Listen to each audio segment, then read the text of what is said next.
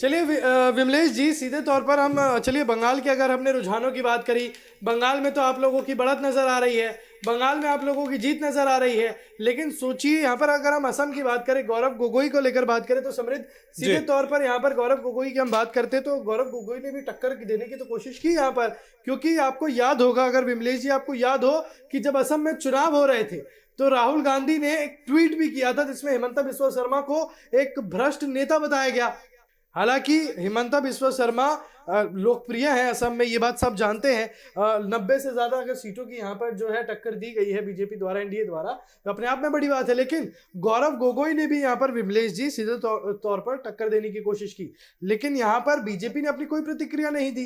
कांग्रेस ने जब इतनी एक से बढ़कर एक अटकलें लगाई, लेकिन बीजेपी ने अपनी कोई प्रतिक्रिया नहीं दी। देखिए, प्रतिक्रिया और हमारे हेमंत बिस्वा जी जिस प्रकार से असम में उन्होंने कार्य किए, उन कार्यों को सरकार बनाने जा रहे हैं। उनके स्वच्छ छवि, उनका देश हित की भावना, वहाँ के सभी वर्ग के लोगों को एक साथ। विमलेश जी देखिए, मैं आपको 2 मिनट रोकना चाहूंगा। देखिए यहाँ रोकना चाहूंगा। देखिए सुगंता महाजुमदार हैं, बहुत बड़े नेता, उनका बयान सामने निकल के क्या कुछ कह रहे हैं, एक बार अपने जनता को हम सुना देते हैं, दर्शकों को।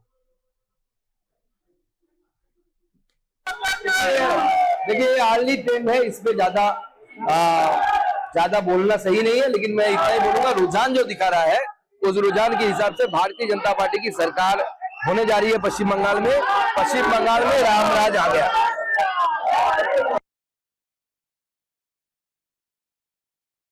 हाँ विमलेश जी बताइए, गौरव गोगोई को लेकर हम सवाल पूछ रहे थे, उसके बाद मैं एक और अहम सवाल पूछूंगा आपसे। फिलहाल बताइए आप क्या कह रहे थे।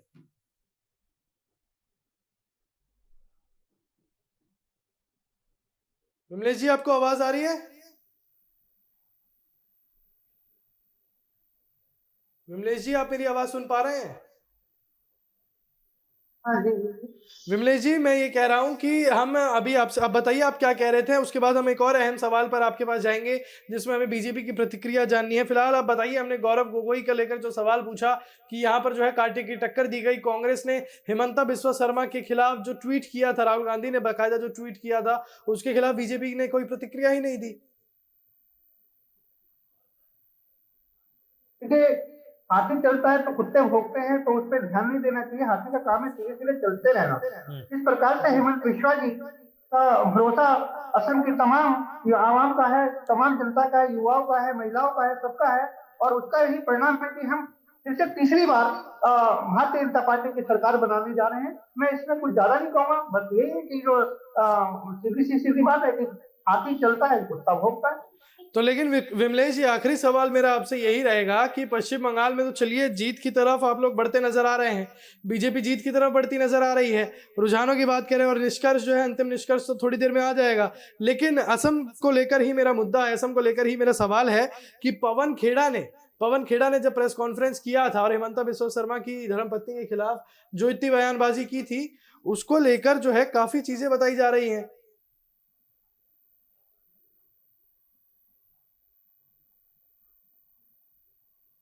लेकिन मैं इस पे कुछ भी नहीं बोलना चाहूंगा। बस आज हमारा खुशी का माहौल है। हम जो है असम में भी और बंगाल में भी प्रचंड बहुमत की ओर बढ़ चुके हैं। हम आज किसी प्रकार की किसी के बारे में नहीं बोलना चाहेंगे, बस ये कहेंगे कि चलिए बहुत शुक्रिया आपका विमलेश जी, तमाम जानकारी और अपनी बात रखने के लिए। यहाँ बीजेपी जिस तरीके से जो है प्रचंड बहुमत के साथ बंगाल में जो है अपनी रुझानों की ओर आगे बढ़ रही है, और देखिए आप सभी को इसी की चीज़ का इंतजार है कि आखिरकार शाम होते होते क्या कुछ नतीजे सामने निकल के आते हैं, कितने रुझान इसमें जो है आखिरकार नतीजों में तब्दील होते हैं, और प्रधानमंत्री अपने संबोधन में शाम को 6:30 बजे खैर क्या कहते हैं। लेकिन अंकुर, अगर बात की जाए जिस तरीके से 194 सीटों पर जो है बीजेपी फिलहाल अपनी बढ़त बनाए हुए है, और 94 सीटें ऐसी हैं जहां पे जो है टीएमसी अपनी बढ़त बनाए हुए है। अब ये आंकड़ा जो है वो 100 का पहुंच चुका, यानी कि 100 का अंतर जो है अब दोनों ही पार्टियों के आंकड़ों में दिखते हुए नजर आ रहा है साफ तौर पे। बिल्कुल बिल्कुल बिल्कुल समृद्ध, साफ तौर पर अब टीएमसी के लिए अगर ये रुझान की बात अगर हम करें तो इस रुझान में भी टीएमसी को, बीजेपी को अगर टक्कर देनी है तो ये बिल्कुल ना के बराबर आप समझ सकते हैं। क्योंकि अब अगर यूं समझिए कि 12 से ऊपर हो चुका है, घड़ी के कांटे में 12 से ज्यादा बज चुके हैं, अब डेढ़ बजे की ओर हम प्रस्थान कर चुके हैं, और कुछ ही समय में जो है अंतिम निष्कर्ष आ जाएगा। लेकिन यहाँ पर यह कहना गलत नहीं होगा कि अभी बीजेपी और टीएमसी की जो टक्कर है वो अब कांटे की टक्कर नहीं रही। यहाँ पर टीएमसी काफी हद तक जो है गिरावट देख चुकी है और बीजेपी में इजाफा काफी ज्यादा देख लिया गया है, क्योंकि एक समय समृद्ध ये भी चल रहा था जिसमें साफ तौर पर टीएमसी जो है वो 111 पर चल रही थी और बीजेपी मात्र 135 से 136 पर चल रही थी।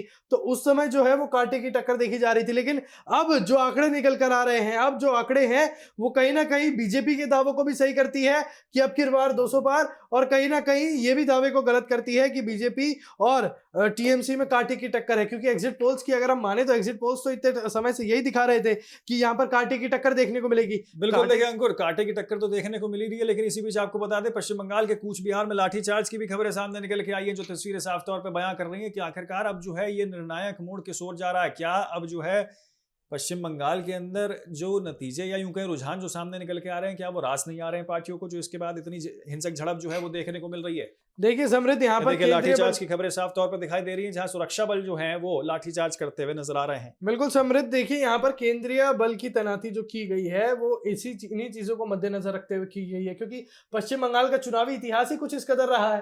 क्योंकि पश्चिम बंगाल के चुनावी इतिहास में आरोप प्रत्यारोप और अगर हिंसा, इन सबको हटा दिया जाए तो बंगाल में चुनाव को लेकर कुछ बचेगा ही नहीं। इसलिए यहाँ पर जो है केंद्र सरकार ने भी सुरक्षा बलों की यहाँ पर तैनाती की थी। इसलिए देखिए कहीं ना कहीं पूरे राज्य में कई सारे इलाके ऐसे हैं जो संवेदनशील है, जहां 144 भी लागू कर दी गई है। बिल्कुल, यहाँ पर सोचिए, ममता बनर्जी की पार्टी टीएमसी सवाल उठाती थी कि आप इतने हजारों की तादाद में यहाँ पर सुरक्षा बल लाके आपने खड़ी कर दिया है, उसका मतलब क्या है?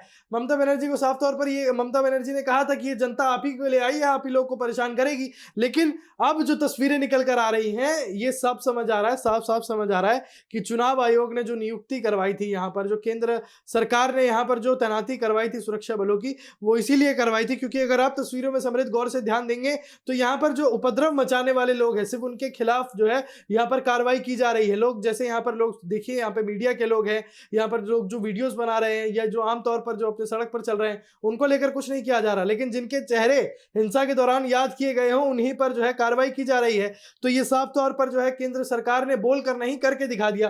केंद्र सरकार फिर से साफ तौर पर साफ आंकड़े जो है वो स्क्रीन पर फ्लैश हो रहे हैं। हम भी अपने दर्शकों को बता दें किस तरीके से जो है अब 191 बीजेपी पहुंच चुकी है और 97 जो है वो टीएमसी पहुंच चुकी है, और अन्य जो है यानी कि लेफ्ट अब 3 पे आते हुए दिखाई दे रहे हैं, इसी के साथ अन्य 2 पे आते हुए दिखाई दे रहे हैं। यानी कि उतार चढ़ाव जो है वो लगातार अंकुर देखने को मिल रहा है।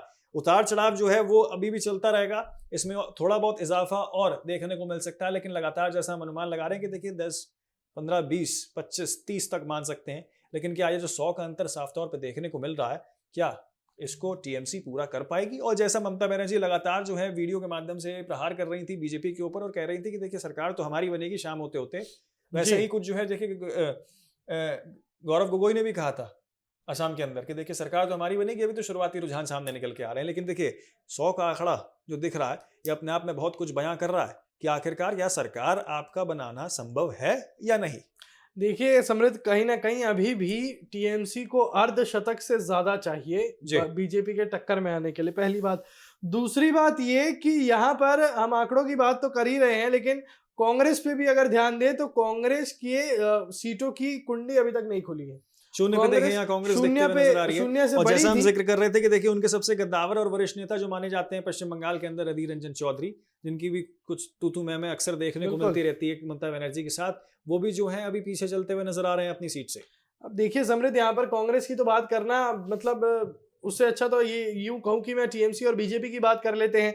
फिलहाल जो आंकड़ों में परिवर्तन आया है, टीएमसी के आंकड़े बढ़े हैं, बीजेपी के आंकड़े घटे हैं, लेकिन ये आंकड़े अभी भी उतने जो है संभावनापूर्ण नहीं है कि साफ तौर पर ये कहा जाए। हम जीएफएक्स के माध्यम से अपने दर्शकों को दिखाते हैं कि यहाँ पर क्या कुछ चुनाव को लेकर कितनी सीटों का रुझान जो है निकलकर सामने आया है। साफ तौर पर यहाँ पर समझिए कि बीजेपी को 190 से 191 तक की जो सीटें हैं उसके हिसाब से यहाँ पर बताया जा रहा है, और टीएमसी को 97 सीटें यहाँ पर रुझान के हिसाब से मिली है। लेकिन समृद्ध, ये बात जानना अभी भी जरूरी है कि बीजेपी के पास, बीजेपी के टक्कर में आने के लिए अभी भी टीएमसी को अर्धशतक जो है वो पास करना पड़ेगा, अर्धशतक जो है पार करना पड़ेगा, और ये एक बहुत बड़ा भेद है जो कि टीएमसी शायद ना भेद पाए। और उसके बाद ऐसी हिंसा की खबरें आना, ये कहीं ना कहीं सारी चीजें ये साबित कर देती हैं कि टीएमसी तो घबराई हुई है, लेकिन ममता बनर्जी का वही बयान बार-बार ग्राफिक्स के माध्यम से एक बार हम फिर से अपने दर्शकों को बता दें किस तरीके से टीएमसी जो है वो 98 पे आगे चल रही है। वहीं आपको बता दें अगर बीजेपी की बात कर लें तो बीजेपी 190 पे जो है आगे चल रही है। और बात कर लें अगर देखिए बाकी अन्य दलों की, जिसमें खासतौर पर लेफ्ट है, लेफ्ट 3 सीटों पे फिलहाल अपनी बढ़त बनाए हुए है। और कांग्रेस जैसा लगातार जिक्र कर रहे हैं कि देखिए अभी तो शून्य है, खाता भी बिल्कुल। नहीं खुला है, शून्य पे जो है आगे है। वहीं अगर बाकी दलों की बात कर ली जाए, निर्दलियों की बात कर ली जाए, 2 पे जो है अभी फिलहाल बढ़त बनाए हुए है। तो फिर से आपको आंकड़े जो है एक बार बता दें कि टीएमसी जो है 98, बीजेपी 190, लेफ्ट 3, कांग्रेस 0 और बाकी सब जो है वो 2 पे जो है अभी अपनी बढ़त बनाए हुए हैं। तो ये देखिए- ताजा आंकड़े देखिए काफी कुछ जो है अपने आप में अंकुर बयां कर रहे हैं कि आखिरकार पश्चिम बंगाल की राजनीति किस ओर आगे बढ़ रही है। एक तरफ तो लगातार संवेदनशीलता, हिंसा को लेकर खबरें सामने निकल के आना, जी उसके बाद टीएमसी कार्यकर्ताओं का जो है सरकार के ऊपर हमलावर होना, ममता बनर्जी का सरकार के ऊपर हमलावर होना, प्रधानमंत्री मोदी का जो है ये कहना कि देखिए 4 मई को लौट के आऊंगा, और झालमुड़ी पॉलिटिक्स भी जो है पश्चिम बंगाल में एक नया विषय बन चुका है। जिसके बाद जो है यहाँ पर अब ये जो आंकड़े सामने निकल के आ रहे हैं, ये इस चीज को बयां कर रहे हैं कि आखिरकार किस तरीके से जीत जो है वो बीजेपी अपनी सुनिश्चित करने की ओर आगे बढ़ रही है।